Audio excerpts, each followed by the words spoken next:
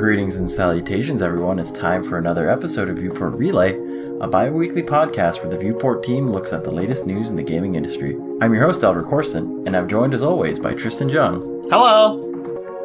And Alex Nestor. Hey! Guys, every single gaming place decided it wanted to make headlines. You know, they saw the last episode, they were like early January. There's a lull in the news, like L-U-L, not L-O-L. And they wanted to make waves. Are you guys going to say anything? Jesus! I'm like waiting for someone to be like, yeah! Or there was a lot of news! I mean, we could. I thought you were... we wanted you to finish. I was like leaving gaps, and then no one was saying anything. I see. I think we lost our touch, but okay, let's try that again. Just talk, alright? You can talk whenever you want. Give us a second. Yeah, give us a second chance. Alright. I'm ready. Well, do I start all over from the beginning of that part?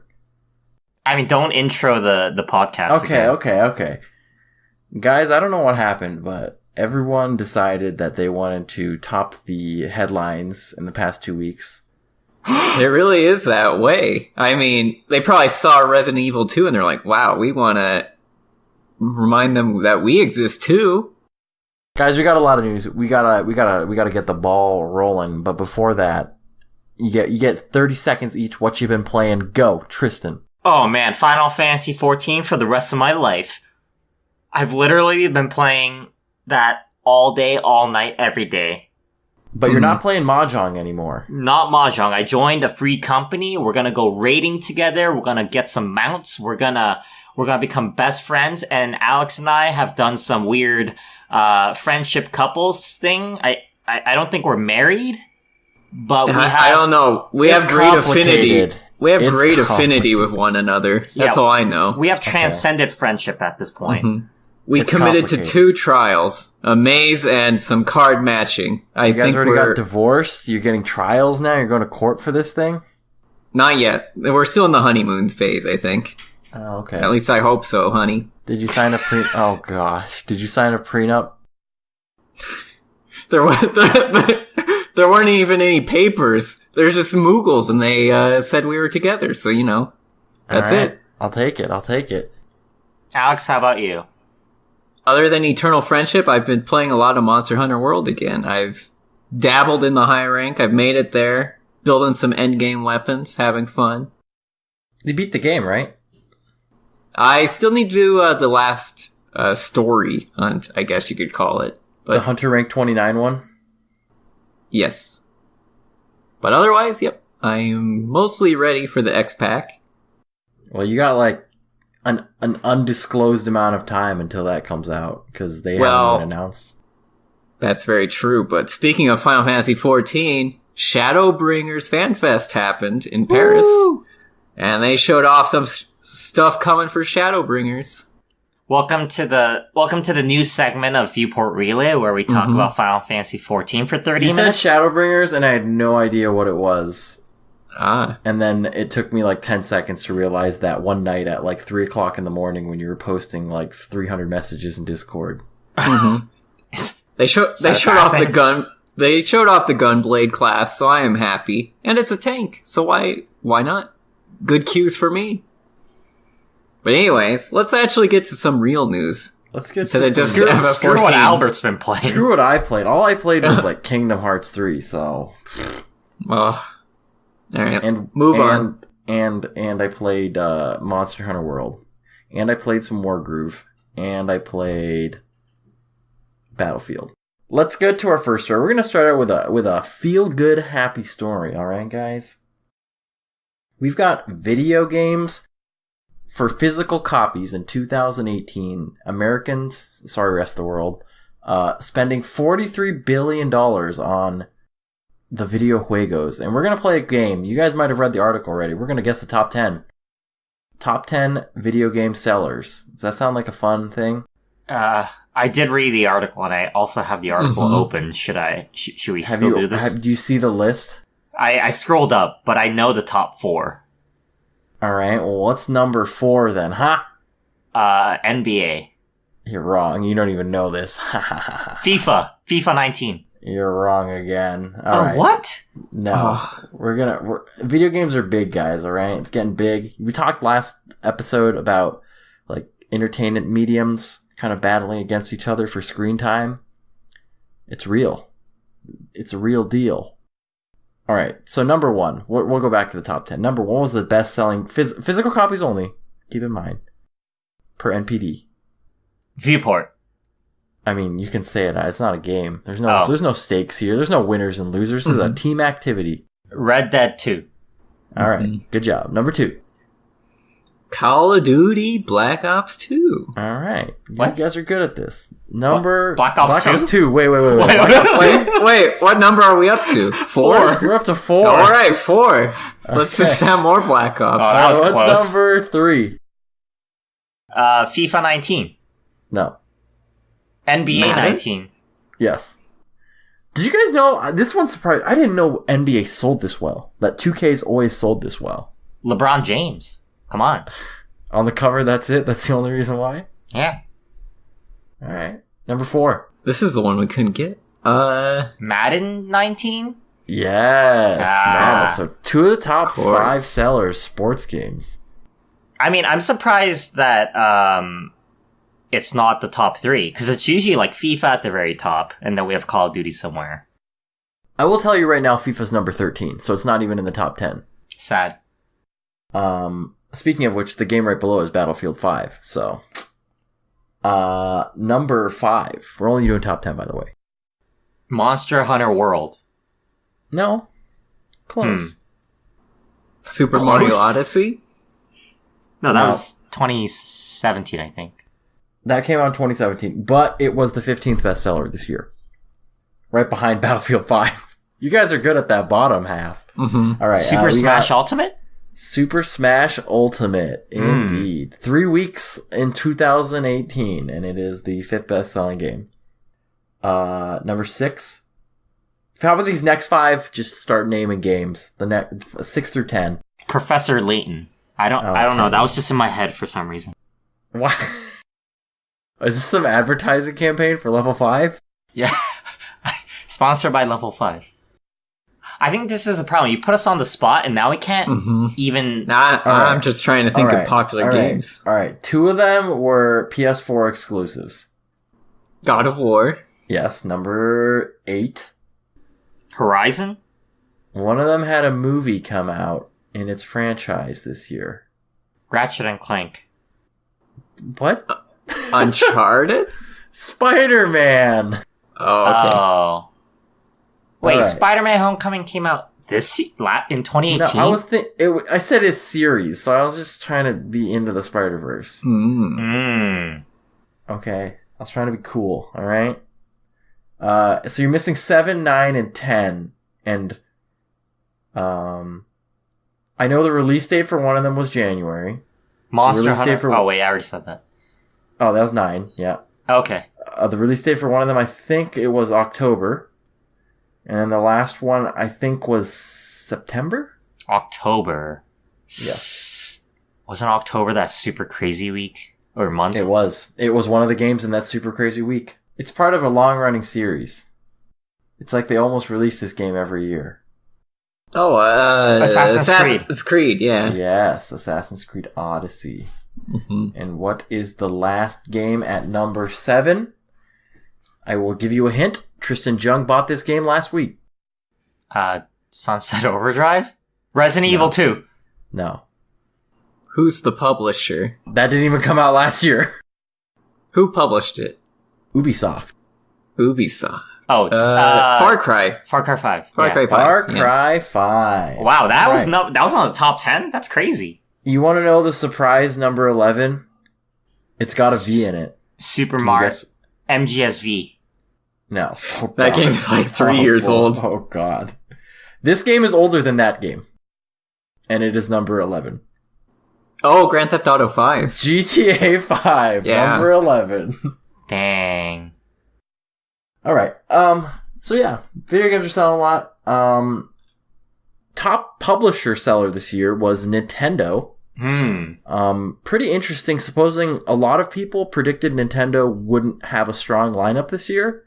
Oh yeah, I guess Smash was announced this year, or like March in the middle March of 2018. last year. Yeah. March last year, yeah. And Pokemon Go Let's Go Eevee Pikachu was number 20 on the list. So, I mean, top 20. They also had Super Mario, like, let's see, top 20, like Nintendo games, right? So Smash was 5, Mario Kart 8 was 12, Odyssey was 15, Breath of the Wild was 18, 19 was Mario Party, 20 was Pokemon. So, I guess... Good job, Nintendo. Good job, Nintendo, I guess, for selling a lot of games. Mm-hmm. But do you think that Nintendo can keep up momentum coming into next year? Like, what big game is there this year that we know is coming from Nintendo? We don't know, like, anything past the spring, right? We know Fire Emblem sometime in the spring. And then I guess Pokemon Gen 8, which, okay, that's going to sell a metric. Yeah, that one's going to just sell consoles and more consoles. But other than those two, we don't know really anything. I think you're right. They kind of ran out of their big launches, right? Mario, Link, Super Smash. That's usually the big three. Fire Emblem, sure. I don't know. Does Fire Emblem actually sell that much? It does. Since Awakening, it gained a lot of momentum. I see. I guess, is Gen 9 confirmed for 2019? Gen 8? Gen 8? Yes, it is. Yeah, we got that. It is. We got that. Well, not 100% confirmed, but it's strongly rumored that it's going to come out this year. But there were rumors also that there were development struggles with Gen 8, so could be delayed. I'm actually down to get more original IP from Nintendo. I feel like during the Wii U life cycle, as bad as it was sometimes, they had some really cool new IP that came out during that Wonderful time. 101. Criminally underrated game right there. Mm-hmm. Splatoon. Platinum Games right there. Splatoon. Oh, yeah. Now that you say it, it didn't even occur to me that was first on the Wii U. Mm-hmm. Is Bayo 3 confirmed for 2019? Ooh, could be. But Bayo has no release date set as far as I know. Dude, they could just release Persona 5 on Switch and I'd be happy. But to be honest, Final Fantasy, 1 to 12 is coming out on Nintendo Switch this year, so I'm pretty excited. They confirmed the remake is close. But, if we're going Nintendo, we're going to move on to one big story, and then we're going to move on to 3 rapid fire stories for Nintendo, and then we'll stop talking about Nintendo. Forever. Mm-hmm. First one, we're going to talk about Prime 4. So, definitely a very hyped title that people were speculating to come out sometime this year maybe, or at least see footage of it. Nintendo releases some video. I wake up in the morning, I see on my Google News feed, it says Nintendo Metroid Prime 4 announcement. I'm like, what's going on? I click on it, it's a YouTube video. Is it Shinya Takahashi who came out? He's like, hey, we're gonna tell you that this game, it wasn't going so good. So we're canning the whole thing. And Retro Games is now, the original developers of the original Prime trilogy is now taking the lead on making 4. Holy crap, guys. Yeah. Nintendo what is this Nintendo? It's definitely a bold move, but yeah, it's a welcomed move because, I don't think I'd really expect anyone else other than Retro Studios to make a fantastic Prime title. But it does bring a little into question why they didn't just go with Retro to begin with. I've heard it was because they were working on another game. They didn't have capacity. And the rumor is that their game is very close to completion, which means they can free up a lot of resources to start a new project. Right, okay. I mean, this is great. I feel like this is something you don't even expect out of Nintendo. Nintendo doesn't say anything most of the time. So seeing something like this is pretty refreshing. Yeah, they at least acknowledge that the game still exists and they're giving you some sort of heartbeat, I guess, on where it is in development and why it's taking so long. I've heard multiple things. Well, the general consensus around the interwebs, right, is that people are praising Nintendo. First of all, like we already talked about, they like the communication. Second, there's the we've been talking a lot about EA, right? Pushing out half-baked games, things like that to fit deadlines, right? We talked about it last week or last episode. People are sort of like, no, Nintendo's committed to quality. Obviously they have really deep pockets. But they're willing to scrap a whole game that they know fans care about to make sure they get it right. And if you were to ask, I don't know, the big Western publishers, I'm not sure how many would do that, right?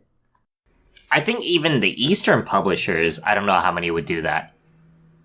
It'd be very difficult, because, I mean, there's some fringe cases, like, Final Fantasy XV's development was kind of that way, where they had to just discard large portions of it.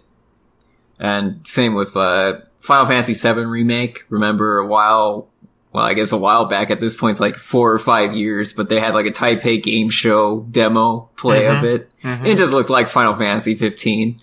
But apparently that's been completely scrapped, and it's going to be completely different from that. So, it is something that happens, but definitely not frequently at all. Do you think this is why Nintendo avoids having to announce games so early? So that they don't have to get into this. See, here's the thing. I think they dreaded. I think they thought they were going to release this video and people might be pissed. But it's kind of the opposite. Yeah, and it definitely helps that it's retro games getting hands on it, because, yeah, like, people know they made quality titles in the past, and they expect similar things. They haven't really disappointed anybody with one of their titles. I mean, I think it's similar to what we're always hoping for with other franchises, like, especially for Nintendo.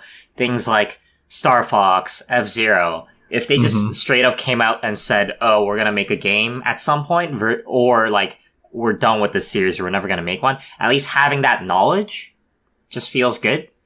So, you know, even if it is bad news, just kind of giving us the reassurance that they're trying is, you know, is better than nothing. Yeah, when are they going to tell me that they're just done making Advance Wars games so I can just let my soul die? Let the dream die. Mm-hmm. But you got Wargroove now, right? Yeah, it's the campaign. The campaign is really. I don't want to go into a rant, all right, but the campaign is kind of annoying in that you make a game plan, right? And the game's like, nope, units are going to teleport out of nowhere and start attacking you. And it's like, what? No. Wait, that happens in Advance Wars, doesn't it? Or it happens in Fire Emblem for sure. Fire Emblem for sure. Very, very minor. I don't like it. Anyways, let's not go into that. Okay, next one. We've got rumors about the next Nintendo Switch model coming out. Rumors are it's not going to be like I guess the DS handhelds in the past where they kind of upgrade the hardware a little bit every single revision. They do make it smaller usually, right? They do, yeah. They make it smaller, but then they make it bigger. Yeah, I mean, it kind of depends. But and then they make it unfoldable.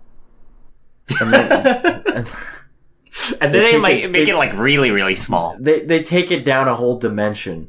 It's 3D to 2D. Mm-hmm.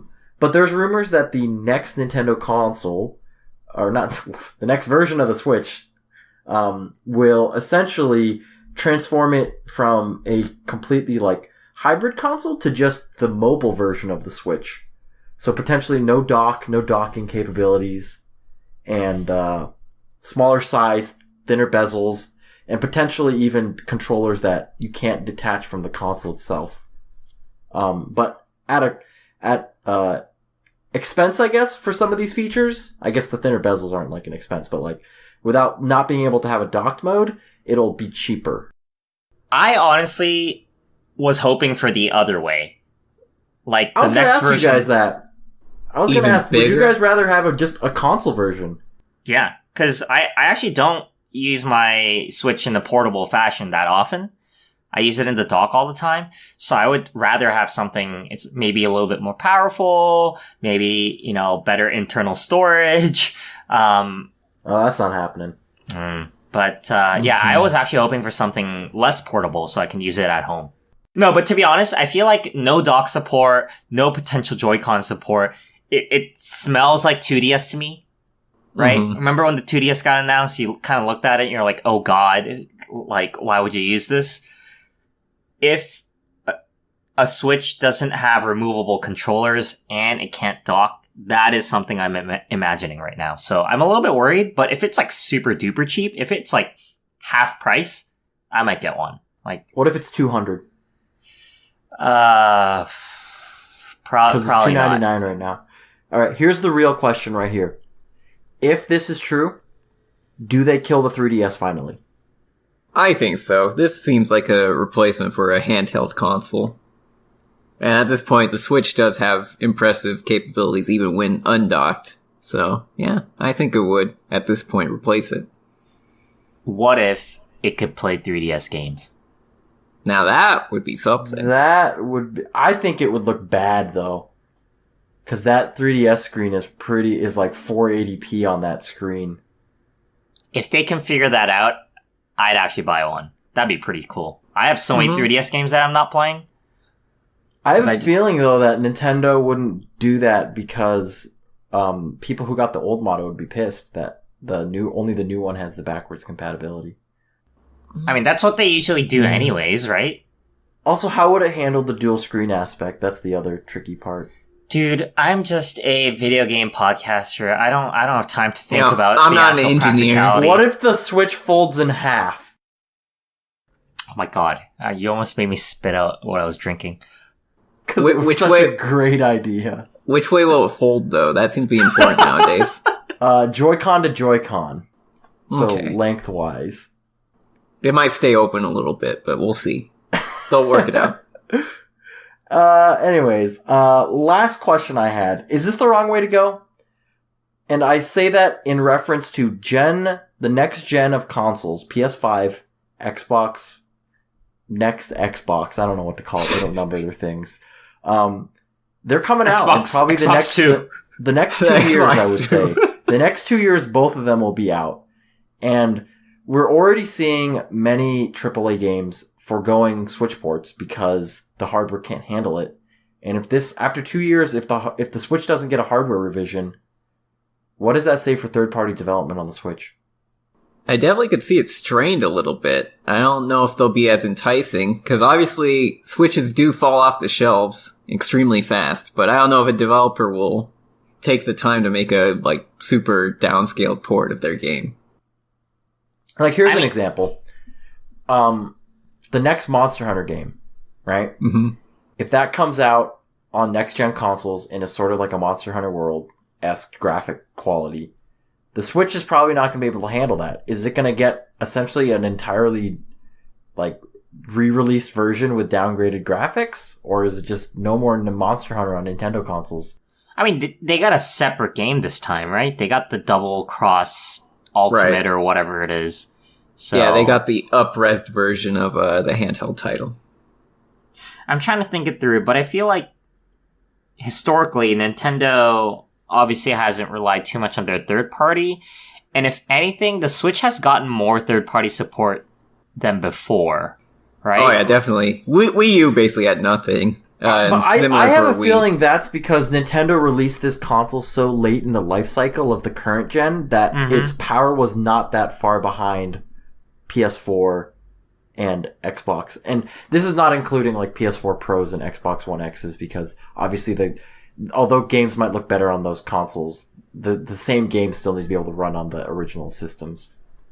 I feel like Nintendo is becoming the indie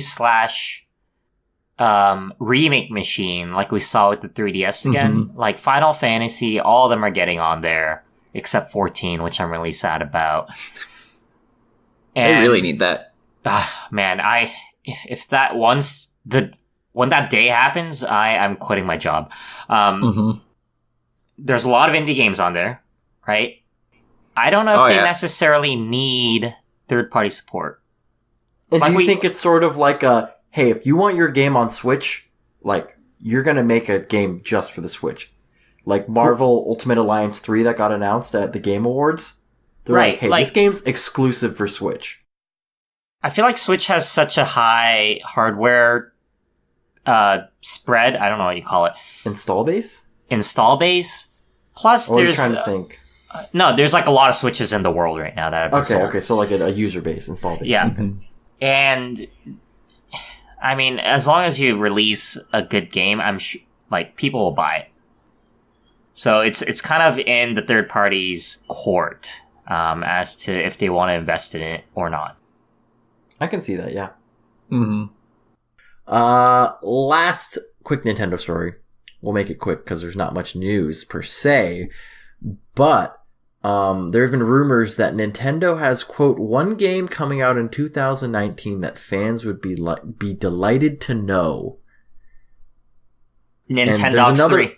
There's another rumor that said it is apparently a title that will play well with multiplayer. Nintendogs 3?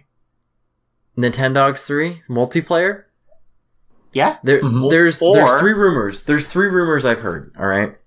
One of them is it's the Star Fox racing game that never appeared at E3 last year. And coincides with retro finishing of the project, right? The other rumor is that it is a new F-Zero game. I think it'd have to be F-Zero. And the last rumor, wait, let me check this out real quick. Advance Wars? Earthbound.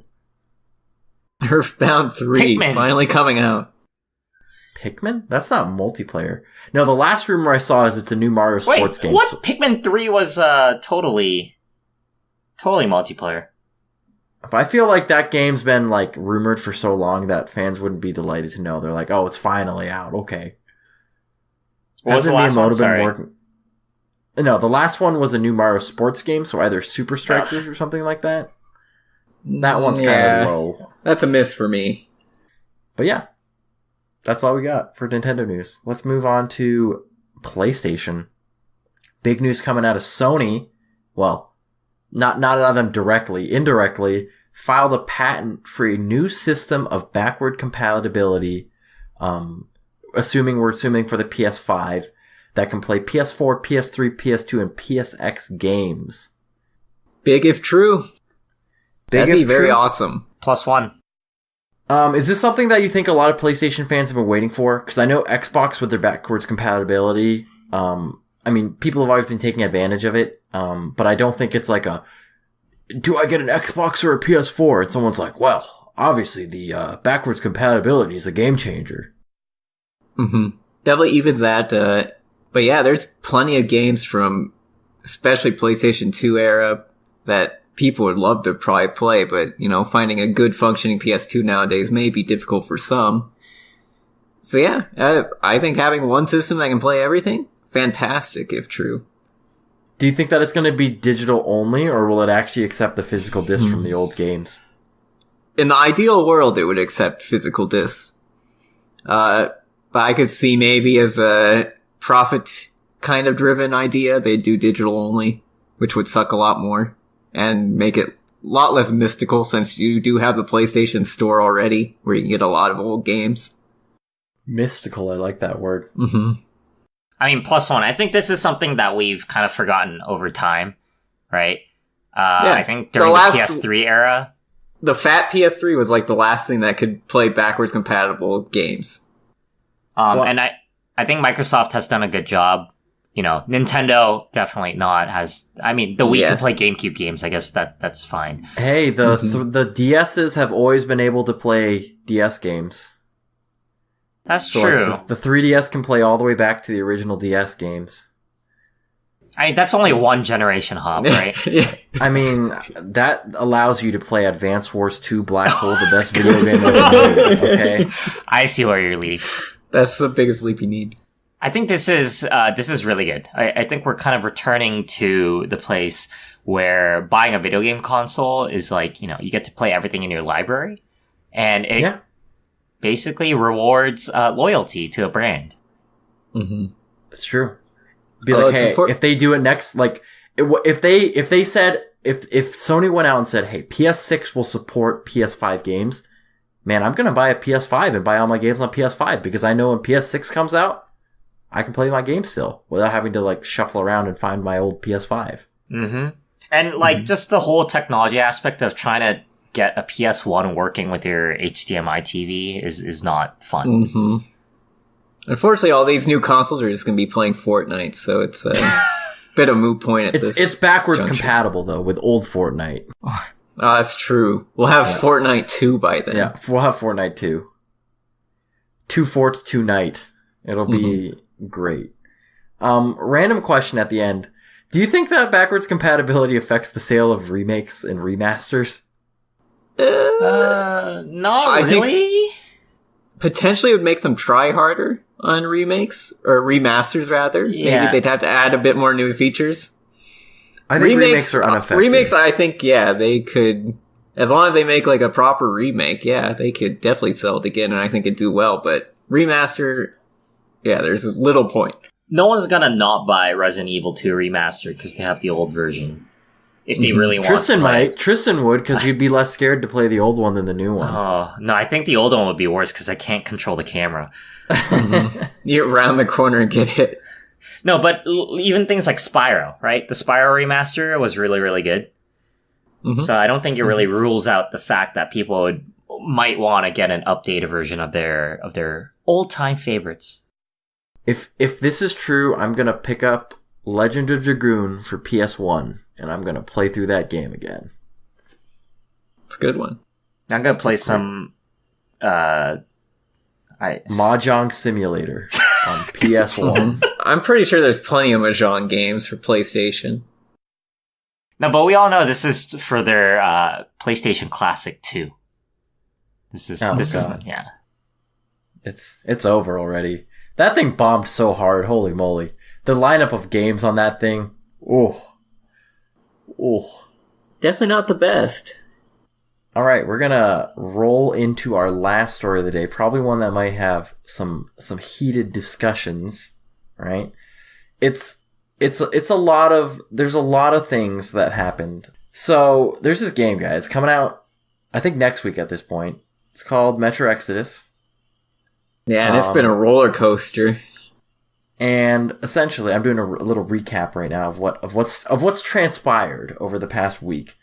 And this game was available to buy on Steam. I'm talking about PC only here. It's obviously on consoles too, but available to be purchased on Steam, right? You can buy it.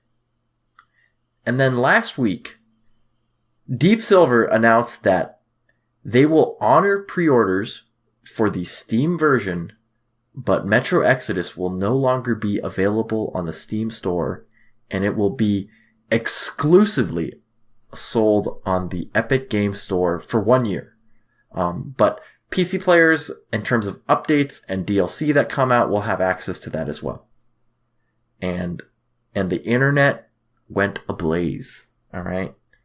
There were people review bombing the old Metro games on Steam.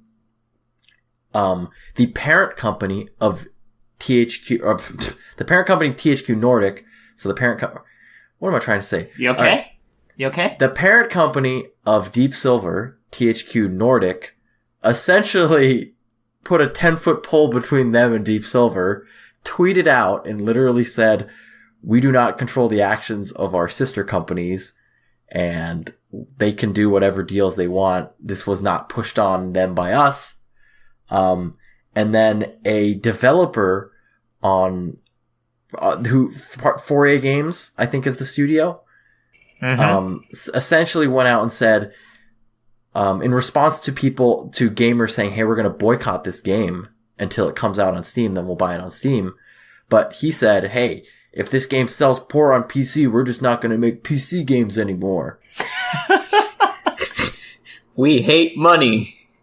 Yeah, so there's a lot happening, guys. What's your thoughts on this whole? I have some questions later, but just lay some opinions on me, all right? Well, I don't know. I think the developer had a bit of a heated moment because I'm fairly certain that Metro sells exponentially better on PC than any other console. I'm pretty sure that's true. That's definitely true. Mm-hmm. So saying that you're gonna just not release it on PC is crazy to me. Also, that's kind of a weird way to interact with your fans. Mm-hmm. Being like, okay, you know what? We're just not going to give you the game. Mm-hmm. Which is essentially, we just don't want your sales, which is really odd marketing strategy. I'm not going to read too much into that. It's obviously a developer who's very stressed and kind of annoyed, and he doesn't represent everyone who works at 4A Games, so. This is a little bit different, but remember Rise of the Tomb Raider? It's kind of similar. It came out on Xbox for a year, and you couldn't get it anywhere else. And then it came out on PS4 and PC. Oh, that's right. Yeah. I mean, it's not the same thing. It's kind of like if Sony was like, Monster Hunter is coming to PS4 Pro for a year, and then PS4 Slim can get it the next year. It's kind of like that, but similar. I honestly think they're kind of blowing this out of proportion. The game is $10 cheaper on the Epic Store because of the better kind of the dev split that they provide. And to be honest, you probably have Epic Launcher anyways because you play Fortnite. I uninstalled that. I'm talking about the people who would complain in this situation.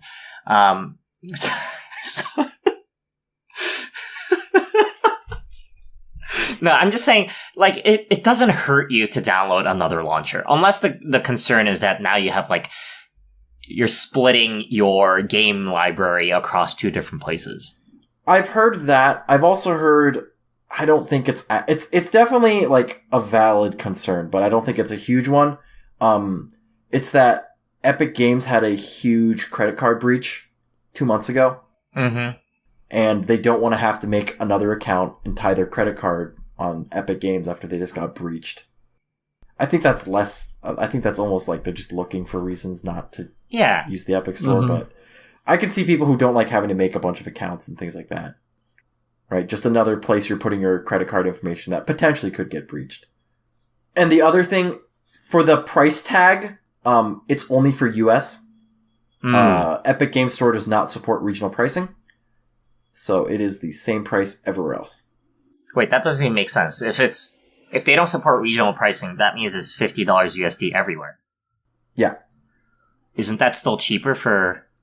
I actually don't know how regional pricing works. Not always. Oh, Not man. always. Because currency rates, you know. Yeah, I mean, exactly. So like an example, the US dollar is stronger than the Canadian dollar, right? Mm-hmm. But games are like $80 in Canada. So it would be 80 Canadian, but if you convert that in US dollars, it might be like $88 Canadian or something like that. I see. But I don't understand the hate, because I feel like both companies did as much as possible to make sure they kind of think things through. Like, for example, if they cancel the Steam pre-orders, that I'd get pretty pissed about it. But they're kind of putting all the other stuff in order to make sure people have kind of a frictionless experience. So I feel like it's not warranted, to be honest. Yeah, I feel it's largely reactionary, but I mean, it's kind of expected too, because they announced this, 2 weeks before the game officially launches? Mm-hmm. So it's very sudden to just come out with this major shift to that we're just leaving a store completely and going to a different one. Yep, I've heard that's a big concern, in that a lot of people said I wouldn't be upset with this if we knew, like, when the game got announced, right? Only on Epic Store. There was a game at E3, right? Announced that only on the Epic Store. But to be fair, Metro Exodus got announced a long time ago. It did. Exactly. Very long time. That's kind of the main reason why people are very upset, is that this was so sudden. It seems to them that it was just a cash grab by Deep Silver. I mean, obviously, it's a company. People know they want to make money, but when you kind of put the money over your customers who bought your game, that's but when are they though? That's what I don't understand. I feel like they're not, like, the customers. Like, what is the inconvenience other than having to download a different? I know for a fact that Epic Games does not allow offline play. You always need to be online to play games. Steam has an offline mode. I know that it does not support achievements. Okay. 2019. I'm trying to recall a list I read. There was, what was it? Trading cards. I can't sell my trading cards. Can't sell my trading cards. That makes up that $10 difference. No, another one was that they don't want to have to manage another friends list. Another one is that... What? You're not playing Metro Exodus with your friends, are you? Well, they're making you get this other launcher, right? So if this is not just this game specific, right? This is to other games in the future that release on that platform. I honestly don't know. I don't understand this hate. Hey, like, a monopoly is not a good thing, right? So if they're using Metro Exodus as a scapegoat, then that's kind of screwed up.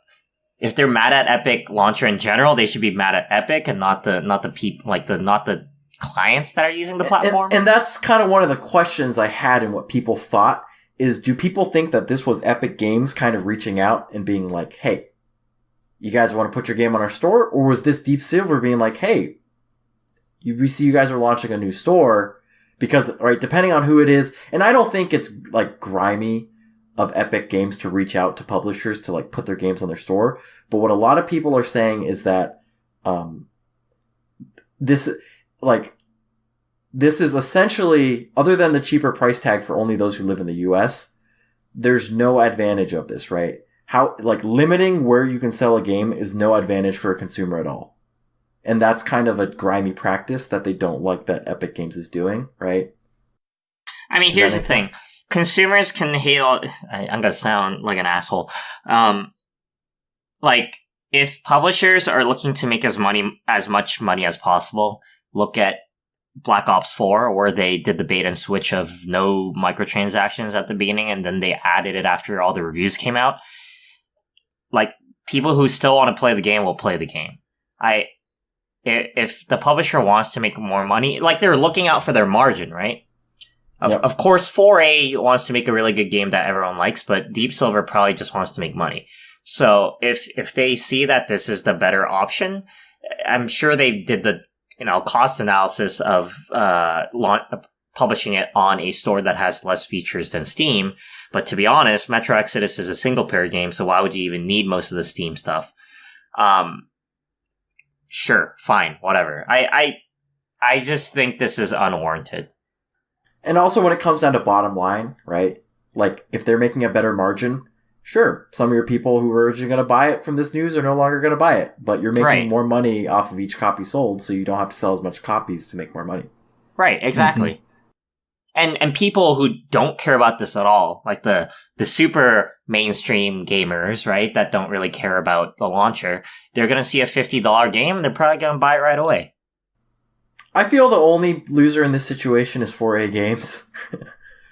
And that they're getting so much... Like, they just wanted to make this game and have it be a fun game, and now it's getting a lot of potentially unwarranted or warranted negative press.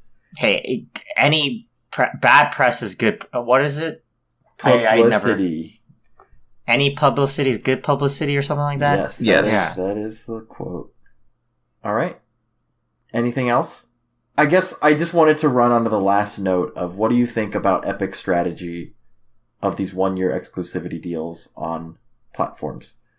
Because Tristan, you just said it was weird that Xbox did that, right? Or that they did that with Rise of the Tomb Raider. I was making an analogy. Okay. I guess the general sentiment I've read on like Twitter and on Reddit is that they agree that a monopoly on Steam is not a good idea. Mm-hmm. But this is not the right way to go about it. Exclusivity is not the right way to compete. If you want to compete, then what is the right way to do it? Build a better service. Buying out.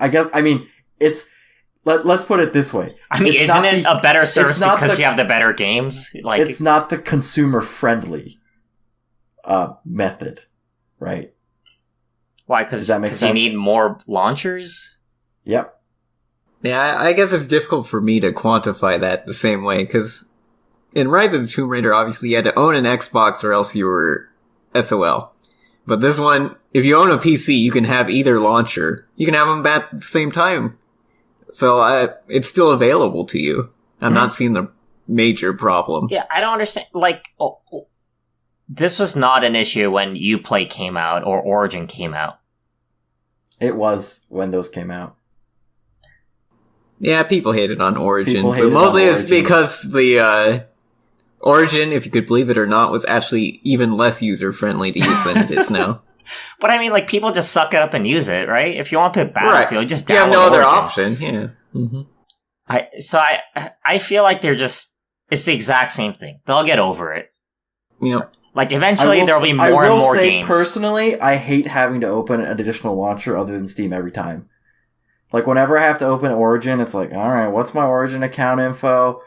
The other day when I was redeeming a Humble Bundle code, it's like, alright, what's my Uplay login info again? But, like, would you not buy the game because of that? If it's on Steam, I would buy it on Steam. If it's cheaper on Uplay, which I checked the price of friggin' Far Cry 5 while we're recording, and it's cheaper on Steam during the sale right now. I'm so mad. But, I mean, if it was cheaper on a different launcher, would you not buy it on that launcher? Honestly, for me, it actually depends on the price. If it's less than $5, I'd rather just buy it on Steam. The Gabe and loyalty right there. Mm-hmm. Yeah, I mean, it has other things, right? Like, Steam has things like refunds now, which I guess is a pretty good feature. I've actually refunded, like, 8 or 9 games on Steam before. Epic has Far Cry refunds. 4. Far Cry 4. Oh, does it? Yeah. I don't know. Do you actually use Steam for the social features that much? I used to. Not anymore. Not anymore. I don't. I know a big one that a lot of community people use is the forums for, like, tech help and stuff. And that I heard Valve is going to crack down on that. So games that have launched on the Epic Store and the Steam Store at the same time, on the Epic Store, they say, if you need help, refer to the Steam forums for help. Yep. Like, our community manages the stuff there. Yeah. People are saying that Valve is going to launch a thing where it's, if your game is on another platform or something, you're not allowed to, like, do something or other with the Steam isn't that the same forums. thing? That's what I don't understand. I don't know, man. That was a rumor, so I don't know. Valve never says anything. That's just what people are thinking Valve might do. No one can play nice in the sandbox. No. Oh my god. He took the toys, and now, now Mom's got to step in. We're gonna have to go back to physical discs again. Yep. Alrighty. It's so stupid. I don't know. Maybe I'm just old now. Maybe if I was like 10 years ago, I would have been more angry about this. But I feel like there's other stuff to be angry about.